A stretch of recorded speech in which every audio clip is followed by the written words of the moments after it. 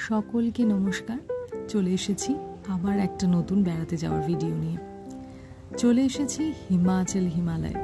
রইল আজকের ভিডিওর কিছু ছবি। প্রথমে যাত্রা শুরু বর্ধমান থেকে হাওড়া কালকা নেতাজি এক্সপ্রেসে। তারপরে কালকায় নেমে শিবালিক এক্সপ্রেসের জন্য কালকা সিমলা যাত্রা। মূল গন্তব্য সিমলা। আজকে কিন্তু পথের কান্ডারি আমি নই, পথের কান্ডারি এই যে আমার বাবা মা। এনাদের হাত ধরেই একটু আমরা ঘুরে নেব হিমাচলের একটা পার্ট। প্রথমে সুন্দর এই প্রাকৃতিক দৃশ্য দেখতে দেখতে এগিয়ে যাওয়া হিমাচল হিমালয়ের এই টয় ট্রেনে। কিছুটা যেতে যেতেই চলে এলো কিন্তু ব্রেকফাস্ট, কেননা যাত্রা শুরু হয়েছিল টয় ট্রেনে সকাল 6:30টায়। তো খিদেটা তো একটু পেয়েছিল। এর সঙ্গে 100টা টানেলের মধ্যে দিয়ে কিন্তু যাত্রা করে পৌঁছে যাওয়া সিমলাতে। এখানকার টিকিট কিন্তু 1 মাস আগে অনলাইনের সাইট থেকে কাটতে হয়। সিমলা পৌঁছে গেছি। এরপরে একটা হোটেলের উদ্দেশ্যে রওনা। হোটেলে ঢুকেই কিন্তু সাইট সিনের উদ্দেশ্যে বেরিয়ে পড়া। কোথায় কোথায় গেলাম চলুন দেখিনি। চলে এসেছি সারাহানে। এটা হলো ভীমা কালী মন্দির। ভীমা কালী মন্দির, এই সারাহানের এই মন্দিরটি কিন্তু একটি 51 সতীপীঠের একটি। সতী মায়ের এখানে নাকি শোনা যায় বাম কান পড়েছিল। তবে এখন যে মন্দিরটি দেখা যায় এটা কিন্তু 1905 সালে ভূমিকম্পে ভেঙে গেছিল। তো এই মন্দিরটি হচ্ছে নতুন মন্দির। এই নতুন মন্দিরের নির্মাণ কার্য 1927 সালে তৈরি হয়েছিল।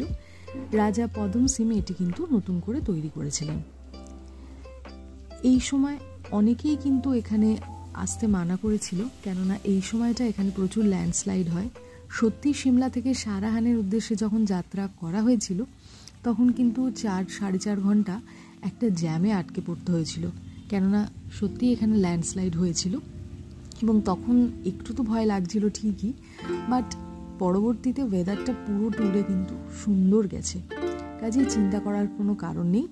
এই সময় কিন্তু এখানে আসা যায়, মানে এই জুলাই আগস্ট মাসেও কিন্তু এখানে আসা যায়।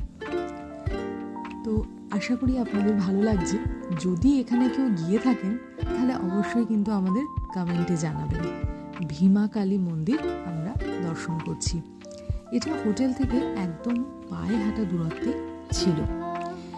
এই মন্দিরের কারুকার্য কিন্তু অসাধারণ। বিশেষ করে এই যে দরজাটি, এটি রাজা পদম সিং 1927 সালে কিন্তু নির্মাণ করেন। এখান থেকে আমরা বেশ কিছু আপেল বাগান দেখতে গেলাম এবং মনে হচ্ছিল আপেলগুলো তুলে নিয়ে আসি। সেখান থেকে চলে গেলাম আমরা ছিটকুলের উদ্দেশ্যে। ছিটকুল হচ্ছে ভারত আর চায়নার একটা বর্ডার। এখান দিয়ে বয়ে চলেছে সুন্দর বাসপা নদী। বেশ খরস্রোতা এই সময়, জলটা বেশি থাকে যেহেতু বর্ষাকাল। তবে যে বর্ডারটার কথা বললাম সেটা কিন্তু এই স্থান থেকে প্রায় 50 কিলোমিটার দূরত্বে। কিন্তু অত দূর সাধারণ মানুষকে দেখতে দেওয়া হয় না, অত দূর যাওয়ার নিষেধ আছে। তাই এই জায়গাতেই কিন্তু সাধারণ মানুষের জন্য এন্ড। তবে এই জায়গার প্রাকৃতিক দৃশ্য কিন্তু চোখে একদম মনে হয় ফ্রেমে ধরে নিয়ে চলে আসি। আপনারা যদি কেউ এখানে যেতে চান তাহলে অবশ্যই আমাদের সাথে যোগাযোগ করতে পারবেন। আমরা ঠিকঠাক মানুষের যোগাযোগের নাম্বার দিয়ে দেবো, অথবা আপনারা কিভাবে যাবেন সেই ব্যাপারে কিন্তু গাইডও করে দিতে পারি। তো এখানেই কিন্তু দুপুরের লাঞ্চটা সেরে নেওয়া, কেননা এর থেকে সুন্দর জায়গা আর কিন্তু পাওয়া যাবে বলে মনে হয় না। মাঝে মাঝে একটুখানি রুক্ষ মনে হতেও পারে, কিন্তু চারিদিকের এই পাহাড় পর্বত দেখতে দেখতে চোখটা যেন জুড়িয়ে যায়।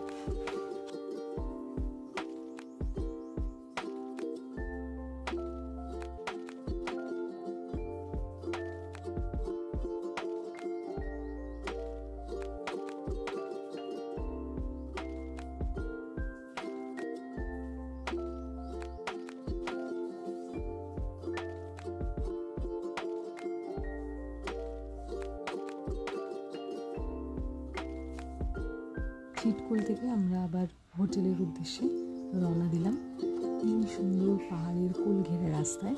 এখানেও রয়েছে বেশ কিছু সুন্দর সুন্দর টানেল। তবে এই ভিডিও কি এখানেই শেষ হয়ে গেল? না না, একদম না। এই ট্যুরটা শেষ হবে আর একটা ভিডিও নিয়ে। তাহলে আজকের মতো এখানেই কিন্তু শেষ করব। পরবর্তী ভিডিও আসছে খুব শীঘ্রই, তার জন্য একটু সাবস্ক্রাইব করে রাখুন, তাহলে নোটিফিকেশনটা কিন্তু পেয়ে যাবেন। টাটা।